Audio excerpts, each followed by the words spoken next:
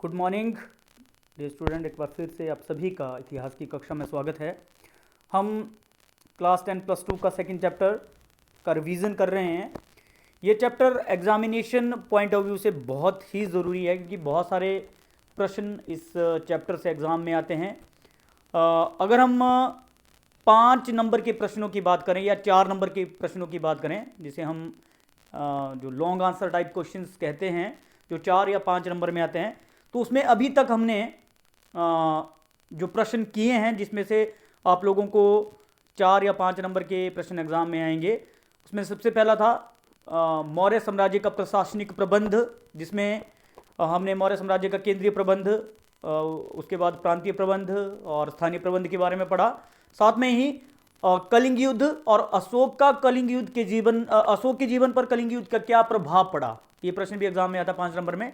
फिर उसके बाद अशोक के धम्म की सिद्धांत, अशोक की महानता के कारण, मौर्य साम्राज्य के पतन के कारण, ये कुछ ऐसे प्रश्न हैं जो कि बार बार एग्जामिनेशन में पूछे जाते हैं, तो उसके ऊपर हमने डिस्कस कर लिया था। जहाँ तक बड़े प्रश्नों की बात है, तो जो इसी चैप्टर में दूसरा महत्वपूर्ण भाग है वो है गुप्त साम्राज्य।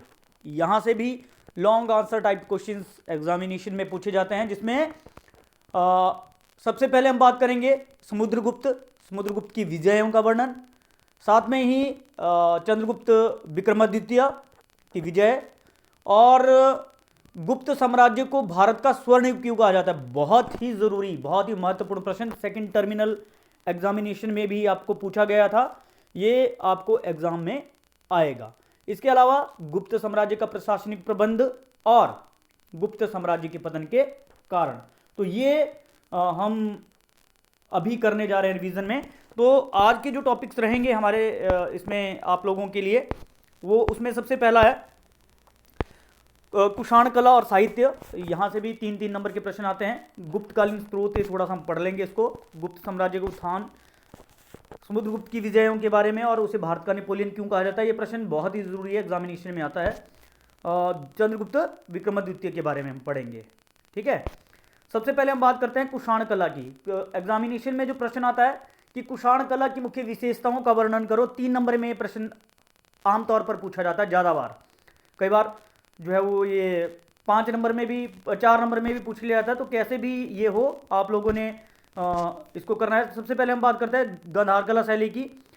ये प्राचीन काल में गांधार कला शैली का जो स्थान था बहुत ही महत्वपूर्ण था, और इसे भारतीय यूनानी कला शैली के नाम से भी जाना जाता है। इस कला शैली में ज़्यादातर बौद्ध धर्म और बौद्ध धर्म से संबंधित लोगों की मूर्तियाँ जो है बनाई गई थी।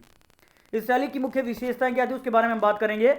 गांधार शिल्पकारों ने सबसे पहले महात्मा बुद्ध की मूर्तियाँ इस कला शैली में सबसे पहले बनाई गई, और इन मूर्तियों में महात्मा बुद्ध को यूनानी देवता अपोलो की तरह दिखाया गया है। आप देख सकते हो पिक्चर, उनकी मूर्तियों में उनके सिर के बाल जो है घुंघराले दर्शाए गए हैं। मूर्तियों को सुंदर बनाने के उद्देश्य से आभूषणों से उन्हें सुसज्जित किया गया है, और इस कला शैली में पॉलिश और सफाई की ओर भी विशेष ध्यान दिया है। तो आपने कोई 4 पॉइंट इसमें लिख लेने हैं। अगर 3 नंबर का प्रश्न आता है तो आपने 4 पॉइंट जो है वो, इनमें से कोई भी 4 पॉइंट आपने लिख लेने, लेकिन पहली 1-2 लाइनें आपने जरूर लिखना है कि गांधार कला शैली प्राचीन भारतीय इतिहास की महत्वपूर्ण कला शैलियों में से एक है। यह कला शैली कुषाण काल में अपने शिखर पर पहुंची, और इस कला शैली को भारतीय यूनानी कला शैली के नाम से भी जाना जाता है, ठीक है। दूसरा, मथुरा कला शैली, ये भी प्रश्न एग्जामिनेशन में पूछा जाता है 3 नंबर में। तो मथुरा कला शैली भी कुषाण काल की महत्वपूर्ण एक शैली थी, इसमें महात्मा बुद्ध, बौद्ध, हिंदू देवी देवताओं और जैन तीर्थंकरों की मूर्तियां बनाई गई थी। इस कला शैली की विशेषताओं की अगर हम बात करें, तो मथुरा कला के जो शिल्पकार थे, महात्मा बुद्ध को की भारी शरीर वाली मूर्तियां उन्होंने बनाई, और उनको कमलासन पर बैठे दिखाया गया। महात्मा बुद्ध की मूर्तियों के सिर पर ना तो बाल दिखाया गया और ना ही उनकी मूछें बनाई गई, ठीक है। मथुरा शिव जैन तीर्थंकरों की मूर्तियां, यहाँ पे उनको नंगन दिखाया गया है और कुछ को वस्त्र पहनाए गए हैं। तो इसमें से भी आपने कोई 3 पॉइंट जो है वो लिख लेने हैं। ये प्रश्न दोनों, मथुरा कला शैली से क्या की विशेषताओं का वर्णन करो या गांधार कला शैली की विशेषताओं का वर्णन करो, ये दोनों प्रश्न एग्जामिनेशन में 3-3 नंबर के पूछे जाते हैं। अगला प्रश्न, ये इसके बारे में हालांकि हम बाद में बात करेंगे। अश्वघोष कौन था, बुद्धचरित और नागार्जुन के बारे में, वसुमित्र के बारे में, इसको मैं अलग से आप लोगों को बाद में भी करवाऊंगा। लेकिन थोड़ा सा मैं सब बता दूं आप लोगों की, कुषाण काल में साहित्य के क्षेत्र में बहुत ज़्यादा उन्नति हुई। अश्व घोष इस काल का सबसे महान विद्वान था। उसने बुद्ध चरित, सौदरानंद और ब्रज सूची जैसी महत्वपूर्ण ग्रंथ लिखे हैं। एक प्रश्न भी एग्जामिनेशन में आता है कि बुद्ध चरित किसकी रचना है, तो बुद्ध चरित की रचना अश्व घोष ने की थी, जो कि कनिष्क के दरबार का एक महान विद्वान था। उसके बाद नागार्जुन भी कनिष्क के दरबार का एक महान विद्वान और दार्शनिक था। उसने माध्यमिक सूत्र नामक पुस्तक की रचना की, माध्यमिक सूत्र। और वसुमित्र कनिष्क के दरबार का महान विद्वान था। उसने महाविभास नामक पुस्तक की रचना की। और चरक ने चरक संहिता नामक पुस्तक की रचना की। चरक एक महान वैद्य थे। ठीक है, सुश्रुत की बात तो हम गुप्त काल में कर चुके हैं, ये करेंगे आगे। लेकिन आपने ये जो नोट्स मैंने बनाए, आप लिखवाए थे आपको या बनवाए थे पहले, उससे भी आपने इसको मिलाना है और करना है इसको ढंग से। उसके बाद हम बात करते हैं गुप्तकालीन स्रोत। कई बार एग्जामिनेशन में पूछ लिया जाता है कि देवी चंद्रगुप्तम किसकी रचना है, तो विशाखादत्त ने दो महत्वपूर्ण ग्रंथ लिखे हैं, एक मुद्रा राक्षस और दूसरा देवी चंद्रगुप्तम। मुद्रा राक्षस मौर्य साम्राज्य के बारे में जानकारी प्रदान करता है, जबकि जो देवी चंद्रगुप्तम है ये गुप्त काल के बारे में जानकारी प्रदान करता है। इसके अलावा हम बात करते हैं कालिदास की, सबसे महान विद्वान। इनके ऊपर भी अलग से क्वेश्चन पूछा जाता है कि कालिदास कौन थे, तो कालिदास गुप्त काल के महान विद्वान, कवि और साहित्यकार थे। उसके बारे में हम आगे भी बात करेंगे।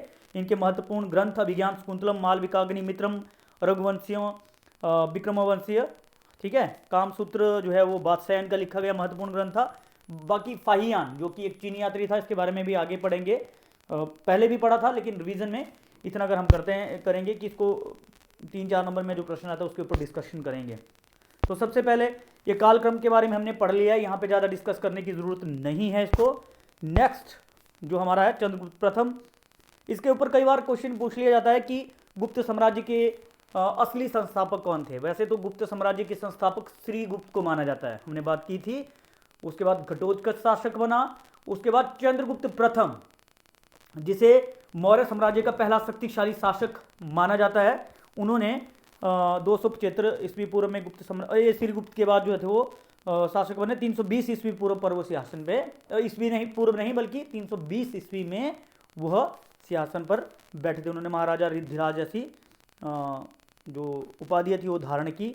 गुप्त संवत उन्होंने चलाया और लिच्छवी वंश की राजकुमारी कुमार देवी से विवाह उन्होंने किया। 335 ईस्वी तक उन्होंने शासन किया। तो चंद्रगुप्त के ऊपर कई बार छोटा सा क्वेश्चन पूछ लिया जाता है, 2 नंबर का। अब उसके बाद हम बात करते हैं समुद्रगुप्त। ये सबसे जरूरी प्रश्न है, एग्जामिनेशन में बहुत बार आता है। समुद्रगुप्त की विजयों का वर्णन करो और उन्हें भारत का नेपोलियन क्यों कहा जाता है। जैसा कि हमने पहले भी पढ़ा था जब हम पढ़ रहे थे डिटेल में कि समुद्रगुप्त गुप्त साम्राज्य का सबसे शक्तिशाली शासक था। उसने 375 ईस्वी से लेकर 380 ईस्वी तक शासन किया। उसकी विजयों की बात करें तो उसकी विजयों का वर्णन प्रयाग प्रशस्ति, इलाहाबाद स्तंभ लेख जिसे कहा जाता है, जिसे हरिसेन जो कि उनके दरबारी कवि थे उनके द्वारा लिखा गया है। ये प्रश्न भी एग्जामिनेशन में आता है कि इलाहाबाद स्तंभ लेख के बारे में आप क्या जानते हो। तो इलाहाबाद स्तंभ लेख की रचना जो है हरिसेन ने करवाई थी। इसे प्रयाग प्रशस्ति के नाम से भी जाना जाता है। ठीक है, अब हम बात करते हैं समुद्रगुप्त की विजय की। सबसे पहले बात करेंगे उत्तरी भारत की विजय। उत्तरी भारत के 3 राजाओं अच्युत वंश, नागसेन और कूट वंश के शासकों को समुद्रगुप्त ने पराजित किया था। इसके अलावा उसने 7 और राजाओं जिनके साथ मिलकर जो है वो फिर से विद्रोह किया था। इन 3 राजाओं ने उनको भी पराजित किया था और उनसे अपनी अधीनता स्वीकार करवाई थी। दूसरा, दक्षिण भारत की विजय। उत्तरी भारत को पराजित करने के पश्चात समुद्रगुप्त ने दक्षिण भारत की ओर रुख किया। उसने दक्षिण भारत में 12 राजाओं के संघ को पराजित किया। 12 राजा मिलकर इकट्ठे लड़े समुद्रगुप्त से, लेकिन समुद्रगुप्त ने उन पर आक्रमण करते हुए हरा दिया। ठीक है, सबसे पहले ये तो होगी 2 चीज, लेकिन उसने इन राजाओं को जो है उनके साथ संधि की और उनके जो राज्य थे उन्हें अपने साम्राज्य में सम्मिलित नहीं किया, बल्कि उनसे अपनी अधीनता स्वीकार करवाते हुए उनसे केवल भू राजस्व लेने का निर्णय लिया, क्योंकि एक कूटनीतिज्ञ फैसला था। समुद्रगुप्त नहीं चाहता था कि इससे कोई उसके साम्राज्य को जो है वो कोई प्रॉब्लम आए तो इन्हें लौटा दिया गया। इन राजाओं को उनके जो राज्य थे, लेकिन उनसे वो भू राजस्व लेता था। जंगली जातियों पर विजय प्राप्त की, गणतंत्री जातियों की अधीनता स्वीकार करवाई, सीमांत प्रदेशों की अधीनता, और अश्वमेघ यज्ञ के बारे में बता दें कि उन्हें अश्वमेघ यज्ञ का घोड़ा, लेकिन उस घोड़े को किसी ने नहीं पकड़ा, जिसके कारण वो सबसे शक्तिशाली शासक बन गया। ठीक है, अब बात करते हैं भारत का नेपोलियन क्यों कहा जाता है। डॉक्टर वी स्मिथ ने उन्हें भारत के नेपोलियन के संग, ये प्रश्न भी कई बार 3 नंबर में अलग से पूछ लिया जाता है कि समुद्रगुप्त को भारत का नेपोलियन क्यों कहा जाता है। तो क्यों कहा जाता है, क्योंकि एक तो मैं तुम लोगों को बता देना चाहता हूं यहां पे कि नेपोलियन फ्रांस का एक शक्तिशाली शासक था और उसकी गणना विश्व के शक्तिशाली राजाओं में से की जाती थी। लेकिन at the end of the day 1815 में एक युद्ध लड़ाई हुई, बैटल ऑफ वाटरलू के नाम से इसे जाना जाता है। उस लड़ाई में जो 3-4 देश थे, इंग्लैंड के साथ मिलकर उन्होंने उसको पराजित कर दिया और उसे जेल में डाल दिया। लेकिन जो ये था, क्या बोलते हैं उसको, समुद्रगुप्त, वो अपने जीवन में कोई भी युद्ध नहीं हारा था, जबकि नेपोलियन अपने जीवन में वाटरलू का युद्ध हार गया था। डॉक्टर वी स्मिथ ने उसकी तुलना जो है उसे भारत का नेपोलियन कहा था कि नेपोलियन एक महान शासक था, उसने भी कई देशों को पराजित किया था। हालांकि इसके बारे में हमने पहले डिस्कस कर लिया था, तो ये प्रश्न भी 3 नंबर में एग्जामिनेशन में आपको पूछा जाता है। नेक्स्ट हम बात करते हैं चंद्रगुप्त द्वितीय की। चंद्रगुप्त द्वितीय के ऊपर भी कई बार प्रश्न पूछ लिया जाता है कि चंद्रगुप्त विक्रमादित्य की विजयों का वर्णन करो। तो सबसे पहले वैवाहिक संबंध, उसने नागराज की पुत्री से विवाह किया, फिर मालवा, गुजरात, काठियावाड़ पर विजय प्राप्त की, और बंगाल की विजय और बल्ख की विजय उसकी महत्वपूर्ण विजयों में से एक है। ये प्रश्न आप लोगों को एग्जाम में आएंगे। जो हमने नोट्स आपको बनाए थे इस चैप्टर के, सेकंड चैप्टर के, वो आप लोग सही तरीके से कर लेने हैं। कई बार ऐसे भी प्रश्न पूछ लिया जाता है कि चंद्रगुप्त द्वितीय की महानता के क्या कारण थे, या चंद्रगुप्त द्वितीय को क्यों महान माना जाता था, या इस तरीके से। तो उसमें अपने उसकी विजय की, एक महान विजेता था, महान सेनापति था, महान जो था वो एक महान तो नहीं बोलेंगे, सबसे पहले महान विजेता, प्रशासनिक अच्छा प्रशासक था, कुशल प्रशासक था, और क्योंकि उसने अपने साम्राज्य को बड़ी कुशलता से प्रशासनिक रूप से उसने एस्टेब्लिश किया था।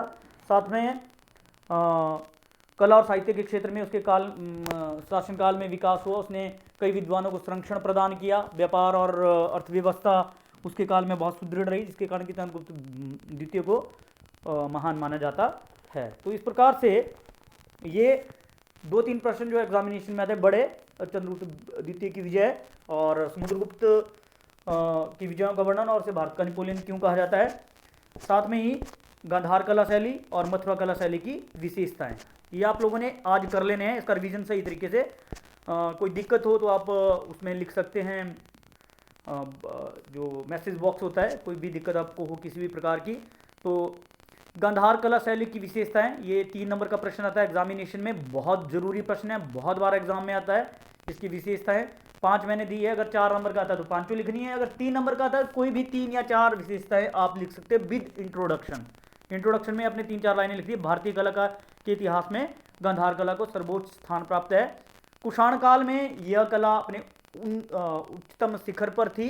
इसे भारतीय यूनानी कला शैली के नाम से भी जाना जाता है, जिसमें कि महात्मा बुद्ध और उनके जीवन से संबंधित महत्वपूर्ण घटनाओं के ऊपर जो है मूर्तियों का निर्माण किया गया था। फिर अपने विशेषताएं लिख लेनी है। वैसे ही मथुरा कला शैली, उसकी विशेषताएं लिख लेनी है। और कुषाण साहित्य के बारे में हम बात करें तो अशोक घोष ने बुद्ध चरित्र लिखा, फिर उसके बाद नागार्जुन ने माध्यमिक सूत्र, और वसुमित्र ने महाविभास, और चरक ने चरक संहिता।